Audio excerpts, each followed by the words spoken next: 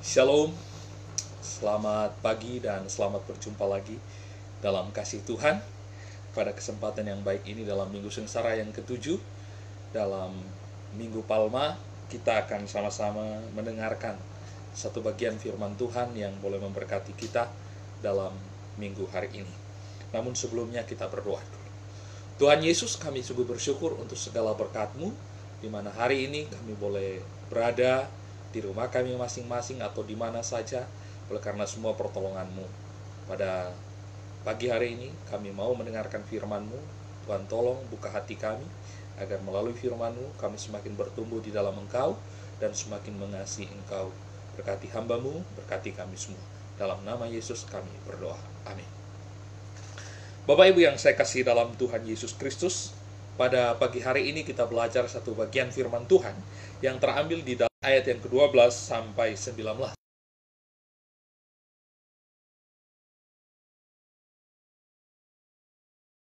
Dia sambil berseru-seru, Hosana, diberkatilah dia yang datang dalam nama Tuhan, Raja Israel. Yesus menemukan seekor keledai muda, lalu ia naik ke atasnya, seperti ada tertulis, jangan takut, hai putri Sion, lihatlah, Rajamu datang, duduk di atas seekor anak keledai. Mula-mula murid Yesus tidak mengerti akan hal itu, tetapi sesudah Yesus dimuliakan, teringatlah mereka bahwa nas itu mengenai dia, dan bahwa mereka telah melakukannya juga untuk dia. Ayat 17, orang banyak yang bersama-sama dengan dia ketika ia memanggil Lazarus keluar dari kubur dan membangkitkannya dari antara orang mati, memberi kesaksian tentang dia. Sebab itu orang banyak itu pergi menyongsong dia, karena mereka mendengar bahwa ia telah membuat mujizat itu. Maka kata orang-orang Farisi kepada seorang kepada yang lain, kamu lihat sendiri bahwa kamu sama sekali tidak berhasil. Lihatlah, seluruh dunia datang mengikut dia. Bapak Ibu yang saya kasih dalam Tuhan Yesus Kristus, firman Tuhan pada pagi hari ini saya berikan satu tema, yaitu Yesus Raja Penyelamat Dunia. Sekali lagi, Yesus Raja Penyelamat Dunia. Dalam minggu hari ini kita memperingati Minggu Sengsara Tuhan Yesus yang ke-7, atau yang bisa kita kenal dengan Minggu Palma. Dalam bagian firman Tuhan ini, kita akan belajar beberapa hal, terutama terkait dengan situasi Paskah, dalam kita menyongsong Paskah, dan juga bertepatan dengan pandemi Corona yang boleh mengguncang dunia, lebih khusus bangsa Indonesia yang kita cintai. Bapak Ibu yang saya kasih dalam Tuhan Yesus Kristus, dalam bagian firman Tuhan ini paling tidak kita akan belajar 4 poin penting yang sangat mempengaruhi kehidupan kita, yang sangat mempengaruhi keberadaan orang percaya, lebih khusus saya dan saudara yang telah mengenal Yesus sebagai Tuhan dan Juru Selamat. Yang pertama, di ayat yang ke-12 dan 13, di situ jelas saya akan bacakan bagi kita semua. Keesokan harinya ketika orang banyak yang datang merayakan pesta, mendengar bahwa Yesus sedang di tengah jalan menuju Yerusalem, mereka mengambil daun-daun palem dan pergi menyongsong dia sambil berseru, Hosana, atau selamatkanlah, diberkatilah dia yang datang dalam nama Tuhan, Raja Israel. Jadi poin yang pertama yang kita pelajari daripada firman Tuhan ini di ayat yang ke-13 dan 14, jelas bahwa yang pertama, orang Israel mengharapkan Yesus jadi raja mereka untuk mengalahkan musuh mereka, dalam hal ini adalah bangsa Romawi, dan memberikan mereka kemerdekaan. Nah, orang Israel menyambut Yesus sebagai Mesias, sebagai raja, untuk membebaskan mereka dari bangsa Romawi, untuk membebaskan mereka, memberikan kemerdekaan dari bangsa Romawi, supaya mereka boleh diselamatkan dari penjajahan itu. Akan tetapi, sesungguhnya Tuhan Yesus datang bukan hanya sekedar menjadi raja di dalam dunia, khususnya dalam bangsa Israel, tapi Tuhan Yesus punya misi yang besar, bahwa Yesus datang menjadi raja atas hidup saya dan saudara. Jadi Yesus datang menjadi raja atas hidup saya dan saudara sekalian, bertata di dalam hati kita, memerdekakan kita dari kuasa dosa, memerdekakan kita dari kutuk dosa, memerdekakan kita dari cengkraman iblis yang membuat kita harus terpisah dari Allah. Jadi Bapak Ibu yang saya kasih dalam Tuhan Yesus Kristus, poin pertama yang kita dapatkan daripada firman Tuhan pada pagi hari ini adalah bahwa Yesus datang menjadi raja atas hidup kita, membebaskan kita dari kuasa dan kutuk maut, memberikan kita keselamatan. Tidak seperti bangsa Israel pada waktu itu. Mereka berpikir secara sempit bahwa mereka datang menyambut Yesus hanya untuk menjadikan Yesus sebagai raja dalam tanda kutip, raja dunia, untuk membebaskan mereka dari penjajahan bangsa Romawi. Tetapi Yesus datang sesungguhnya yang kita rayakan Minggu Sengsara yang ke-7 hari ini. Tuhan mengingatkan kita bahwa Dia datang untuk menyelamatkan saya dan saudara. Dia datang untuk membebaskan kita dari bawah kutuk dosa. Dia membebaskan kita dari kutuk maut. Sehingga setiap kita yang menyambut Dia sebagai Raja dan bersedia Yesus bertahta dalam hati kita, menjadikan Dia sebagai Tuhan, maka saya dan saudara akan mengalami kemerdekaan yang sejati, yaitu kemerdekaan di dalam dosa. Kita dibebaskan dari kutuk dosa dan kita memperoleh kehidupan yang kekal. Itu yang pertama. Yang kedua, di ayat yang sama. Tidak perlu saya bacakan, karena tadi saya sudah bacakan. Jadi poin yang kedua yang kita pelajari pada firman Tuhan ini, dalam suasana Paskah waktu itu, meningkatkan semangat nasionalisme bangsa Israel.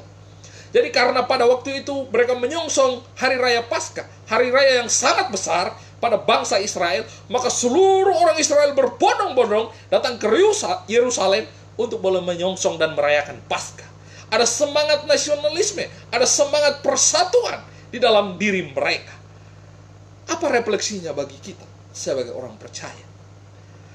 Bapak Ibu yang saya kasih dalam Tuhan Yesus Kristus, refleksinya bagi kita dalam kondisi pandemi corona yang telah membabi buta, membunuh manusia tanpa kenal derajat, tanpa kenal jabatan, tanpa kenal kaya dan miskin, tanpa kenal punya jabatan atau tidak. Tetapi setiap orang yang telah diserang oleh virus ini mengakibatkan setiap orang itu ada dua kemungkinan, mati atau hidup. Artinya, bertepatan pula dengan momentum Paskah ini, mari sebagai orang percaya, sebagai satu tubuh Kristus, kita dipanggil untuk bersatu, membangun semangat nasionalisme. Untuk apa? Berdoa kepada Tuhan, memohon kepada Tuhan, meminta pertolongan kepada Tuhan. Bukan lagi waktunya bagi kita untuk mementingkan ego kita. Bukan lagi waktunya untuk mementingkan gereja kita masing-masing. Tetapi sesungguhnya Tuhan memanggil kita sebagai satu tubuh Kristus untuk kita bersatu di dalam momentum Paskah ini. Kita berdoa kepada Tuhan. Kita mendukung pemerintah. Bapak Ibu yang saya kasih dalam Tuhan Yesus Kristus, Tuhan memanggil kita dalam suasana Paskah ini untuk kita merobohkan sekat-sekat, dinding-dinding gereja yang begitu megah, sebagai satu tubuh Kristus, tanpa dibatasi oleh gedung gereja. Tetapi mari kita bergandengan tangan untuk berdoa kepada Tuhan, meminta pertolongan kepada Tuhan, memohon pemulihan kepada Tuhan, memohon kekuatan daripada Tuhan untuk memberikan hikmat, untuk memberikan bijaksana, kekuatan kepada pemerintah, kepada para medis, untuk melaksanakan tugas mereka dengan baik. Bapak Ibu yang saya kasih dalam Tuhan Yesus Kristus, bersamaan dengan itu, sebagai satu tubuh Kristus di seluruh dunia, bahkan kita yang ada di Indonesia ini, kita diajak untuk membangun rasa nasionalisme, rasa persatuan di dalam tubuh Kristus, bergandengan tangan untuk melakukan tindakan aksi nyata, menolong warga jemaat kita yang mungkin saat ini sedang kekurangan oleh karena kondisi pandemi corona, menolong warga jemaat kita yang sekarang saat ini sedang kehilangan pekerjaan. Disinilah kehadiran gereja-gereja Tuhan, bukan gedungnya, tetapi saya dan saudara yang adalah bait Allah yang sesungguhnya, gereja yang sesungguhnya dipanggil untuk menolong mereka. yang sedang kekurangan di tengah-tengah dunia ini, mengalami pandemi corona. Jangan hanya di gereja kita berkata tentang kasih, tapi hari ini Tuhan kembali mengingatkan kita untuk kita buktikan kasih kita kepada saudara-saudara seiman kita yang sedang kekurangan, bahkan mereka yang belum mengenal Tuhan. Karena disinilah jawaban dari setiap pergumulan yang mereka hadapi. Kehadiran tubuh Kristus harus nyata di tengah-tengah pandemi corona ini.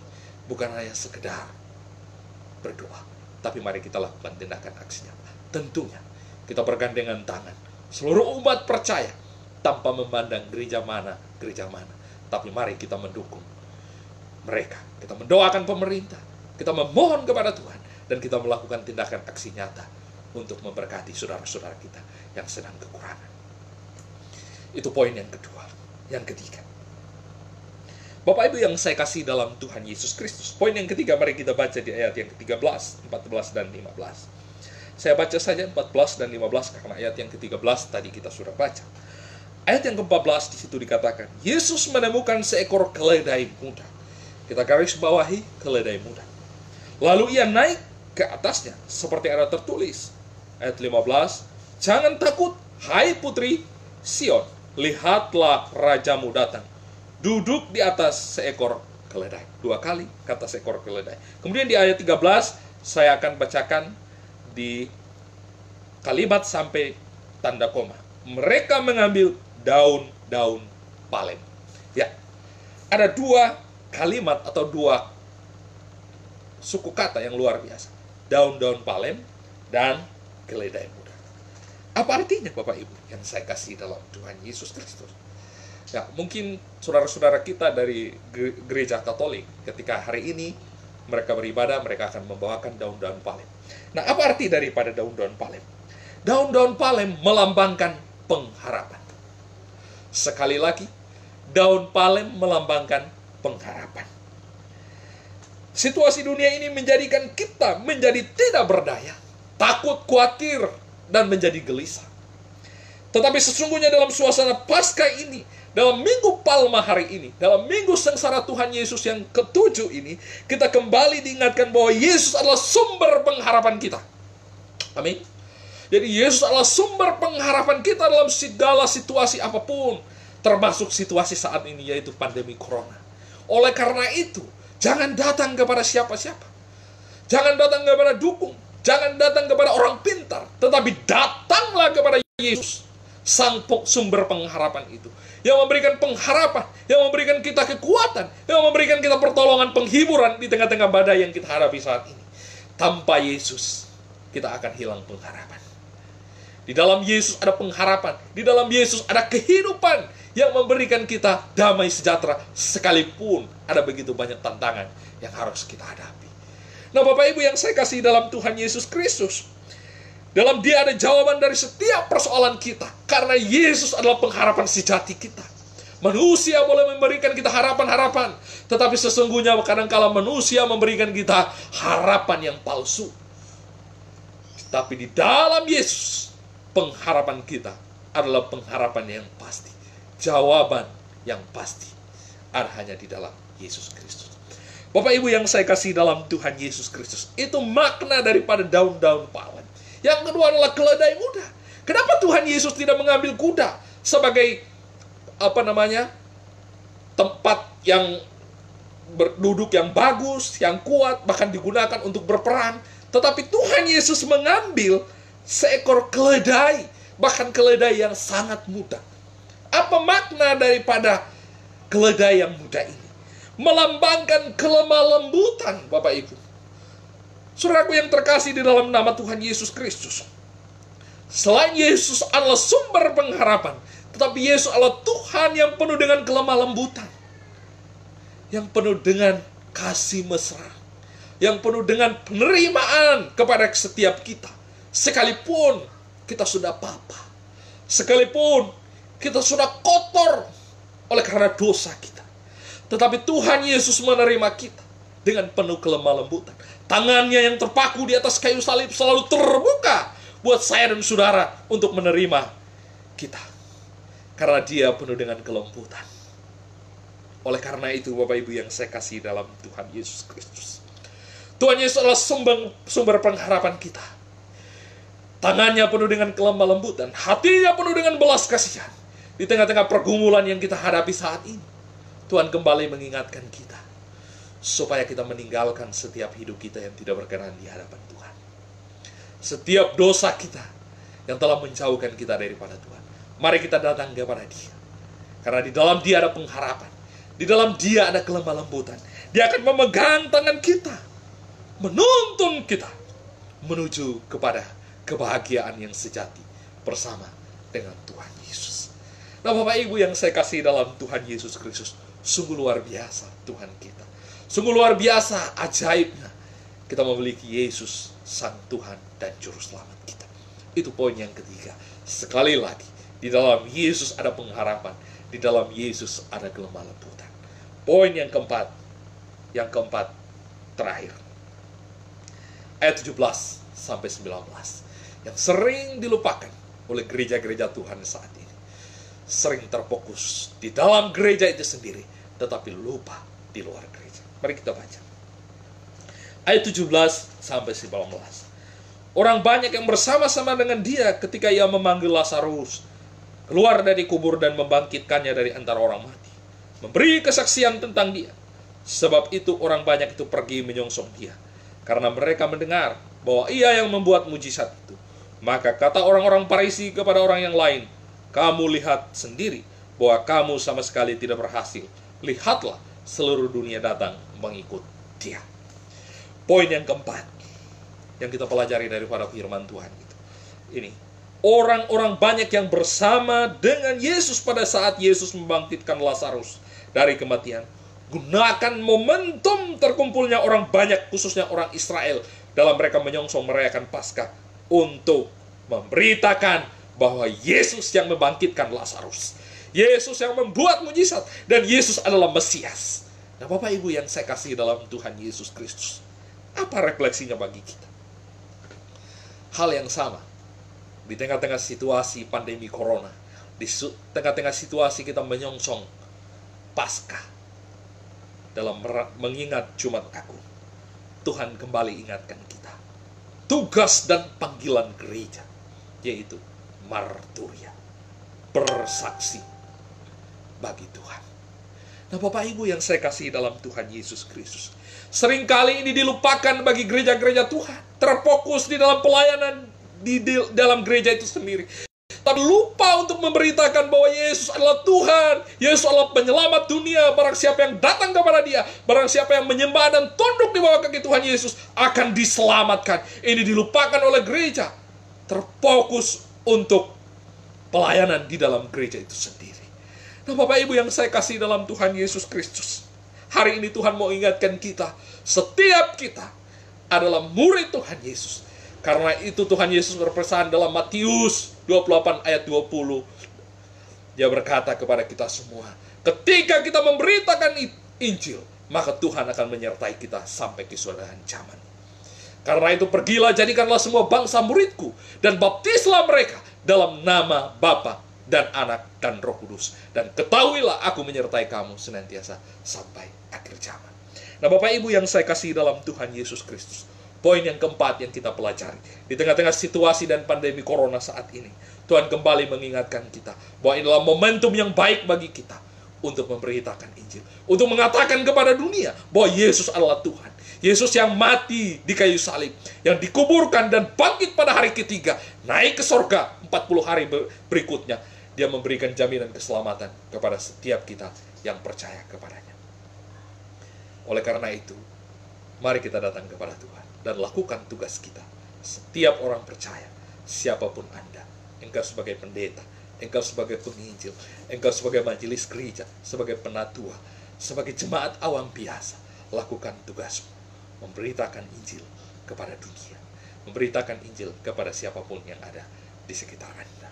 Nah, Bapak Ibu yang saya kasih dalam Tuhan Yesus Kristus, itu 4 poin yang penting yang kita pelajari pada pagi hari ini. Bagaimana dengan kita saat ini? Yang pertama, mari kita undang Yesus menjadi Raja dan Tuhan atas hidup kita, atas keluarga kita, atas gereja, dan pelayanan serta pekerjaan kita. Kita jadikan Dia sebagai Tuhan di dalam setiap hidup kita. Jadikan Dia sebagai pusat hidup kita. Sehingga apapun yang kita laksanakan di dalam dunia ini, baik di dalam pelayanan kita, di dalam pekerjaan kita, di dalam rumah tangga kita, Tuhan menjadi pusat dari segala-galanya. Pusat hidup kita dalam kita melakukan segala aktivitas. Dan yang kedua, yang harus kita lakukan, mari kita tingkatkan semangat nasionalisme kita.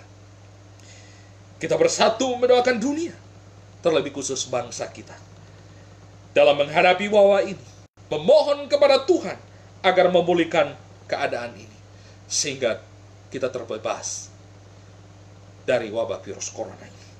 Kita bergandengan tangan untuk saling membantu saudara-saudara kita yang sedang kekurangan. Mungkin mereka saat ini tidak bisa makan. Mungkin mereka saat ini tidak bisa melakukan apa-apa karena mereka kehilangan pekerjaan. Saatnya tubuh Kristus hadir, memberikan jawaban dari setiap pergumulan yang mereka hadapi. Apapun itu yang kita berikan, sekecil apapun yang kita berikan, akan sangat berharga bagi mereka yang saat ini sedang membutuhkan. Sekali lagi, mari kita doakan bangsa kita doakan dunia ini, kita doakan pemerintah, kita doakan para medis, kita doakan TNI Polri, agar mereka boleh melaksanakan tugas mereka dengan baik, sehingga dengan demikian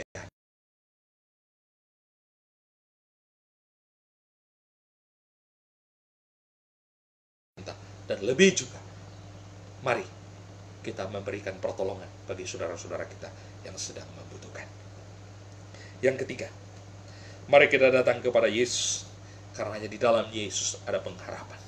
Di dalam Yesus ada jawaban dari setiap pergumulan yang kita hadapi. Lebih khusus dalam menghadapi wabah virus corona. Hanya Yesus jawaban satu-satunya dalam pergumulan ini. Dia lemah lembut, Dia bersedia mendengarkan. Dia bersedia menjawab setiap keluhan dan pergumulan hidup kita. Yang terakhir, mari dalam situasi kondisi yang demikian, kita lakukan tugas kita, yaitu pergi untuk memberikan penjelasan, menyampaikan berita Injil yang sesungguhnya, bahwa Yesus adalah Tuhan. Dia telah datang ke dalam dunia 2020 tahun, Dia mati di atas kayu salib. Namun Dia bangkit pada hari yang ketiga, memberikan keselamatan bagi saya dan saudara yang mengakui Dia sebagai Tuhan dan Juru Selamat. Kita boleh saja menghadapi tantangan di dalam dunia ini, tetapi kita tidak perlu takut, karena Tuhan Yesus sanggup menolong kita dan memberikan kita pengharapan. Biar kiranya firman Tuhan pada pagi hari ini boleh memberkati kita, menguatkan kita, menjadikan kita sebagai anak-anak Tuhan yang terus hidup diberkati oleh Tuhan. Selamat.